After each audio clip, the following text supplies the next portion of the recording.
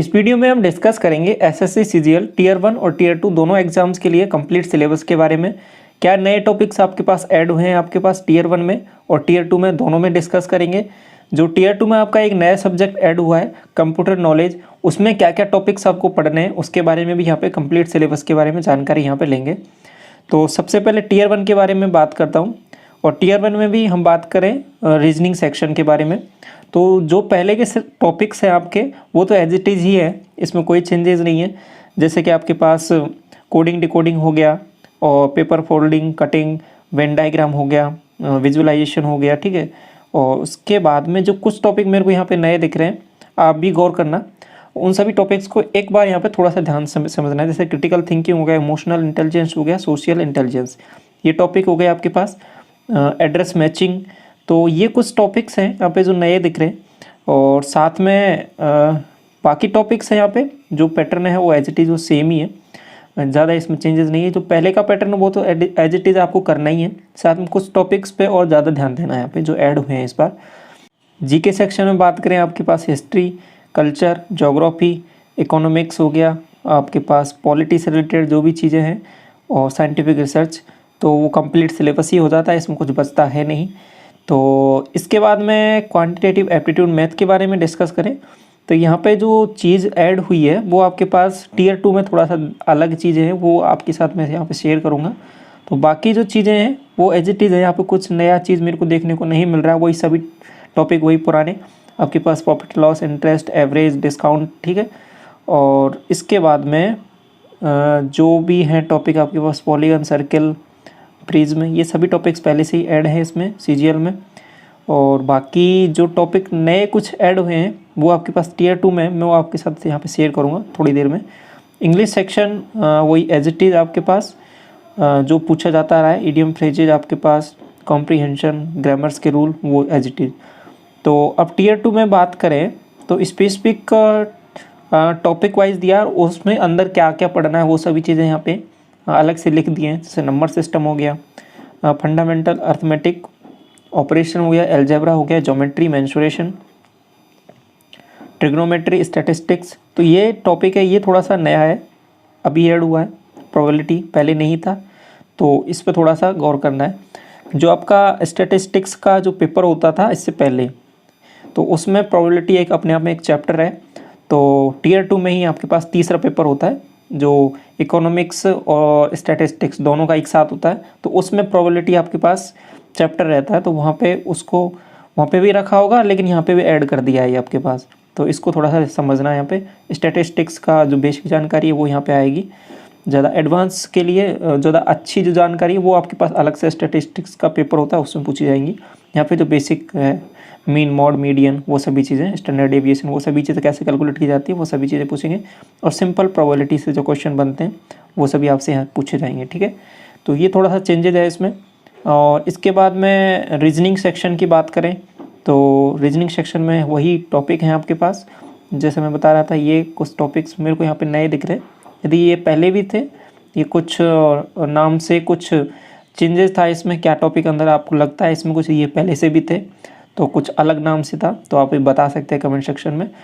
तो बाकी चीज़ें सेम है, कुछ अलग चेंजेस नहीं दिख रहे हैं यहाँ पे। कोडिंग डिकोडिंग, न्यूमेरिकल ऑपरेशन, वो सभी टॉपिक्स यहाँ पे।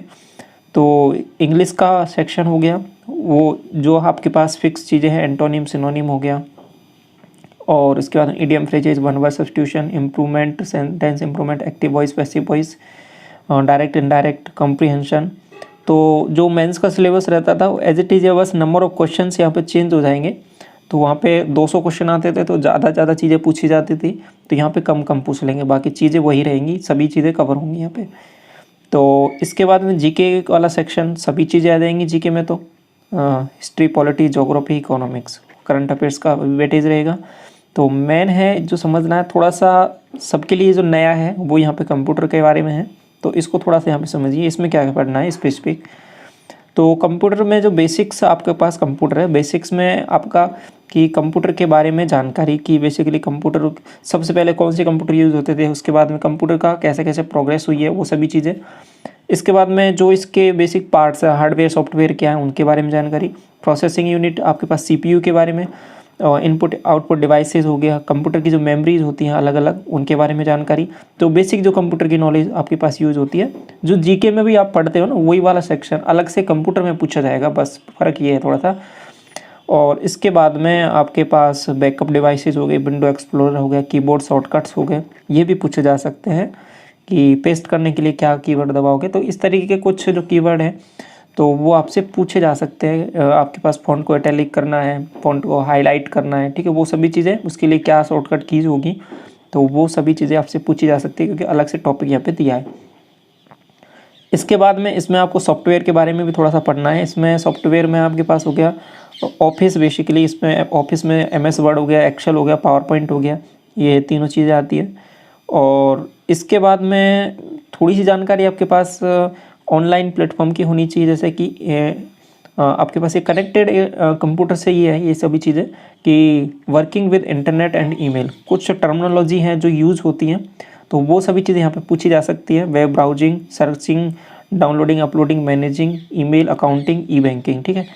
इसके बाद में जो उसकी सिक्योरिटी से रिलेटेड कुछ टर्म्स हैं तो वो सभी चीज़ें भी आपके पास इसी में आ जाती हैं।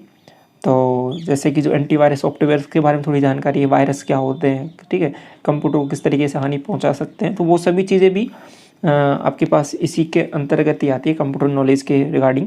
तो साइबर सिक्योरिटी हो गया, बेसिक ऑफ नेटवर्किंग हो गया, और नेटवर्किंग डिवाइसेस हो गया, protocol, network and information security, threads, और जैसे कि हैकिंग, वायरस, तो इनके बारे में जानकारी। तो इस तरीके से ये कंप्यूटर के बारे में सिलेबस, ये थोड़ा सा आपको पहले आप अवेयर नहीं होंगे तो इसको थोड़ा सा आपसे गौर करना है कि ये है आपके पास कंप्यूटर का सिलेबस। और बाकी जो सिलेबस है वो तो पहले जैसा ही है, उसमें कोई ज़्यादा चेंजेस नहीं है। स्टैटिस्टिक्स का सिलेबस एज इट इज़ है, जो पहले से चला आ रहा है, उसमें कोई पैटर्न में भी चेंज नहीं हुआ है। तो इसका स्क्रीनशॉट भी ले सकते हो स्टैटिस्टिक्स के जो भी कैंडिडेट हैं जो अपीयर होंगे आपके पास उस एग्ज़ाम में। तो ये टॉपिक्स हैं कुछ, और इसके बाद में ऐसे ही आपका AO जो एग्ज़ाम होता है उसका ये टॉपिक्स हैं, स्क्रीनशॉट ले सकते हो आपका। तो ये आपके पास सभी टॉपिक्स यहाँ पे क्लियरली विजिबल हैं। फाइनेंशियल अकाउंटिंग हो गया, बेसिक कंसेप्ट ऑफ अकाउंटिंग हो गया, और इसके बाद में 2 सेक्शन पूछे जाते हैं उसमें। तो एक सेक्शन होता है वो 80 नंबर का होता है, 60 क्वेश्चन होते हैं, एक में आपके पास 40 क्वेश्चन होते हैं। तो दूसरा सेक्शन जिसमें 60 क्वेश्चन होते हैं वो आपके पास इकोनॉमिक्स और गवर्नेंस से रिलेटेड होता है, तो उसमें ये सिलेबस है आपका, ठीक है। एक बार स्क्रीनशॉट ले लीजिए इसका। तो ये इस तरीके से आपका सिलेबस हो जाता है CGL Tier 1 का, Tier 2 का कंप्लीट। तो ज़्यादा चीज़ें आपके पास Tier 2 में है पूछी जाएंगी और कंप्यूटर से रिलेटेड। बाकी कंप्यूटर एक GK के अंतर्गत भी आ जाता है एक पार्ट, तो Tier 1 में भी आपको थोड़ा सा पढ़ना पड़ेगा क्योंकि कुछ क्वेश्चन पूछे जा सकते हैं बेसिक, लेकिन Tier 2 में तो स्पेसिफिक पूछे ही जाएंगे क्योंकि अलग से सेक्शन है। तो Tier 1 में मे बी एक आध क्वेश्चन कभी कभार पूछ लिया जाता था अब तक, लेकिन Tier 2 में स्पेसिफिक अलग से सब्जेक्ट दे दिया है तो 20 क्वेश्चन उसके पूछे जाएंगे 60 नंबर के। तो इम्पोर्टेंट है, आपको क्वालिफाई करना पड़ेगा अलग से, ठीक है।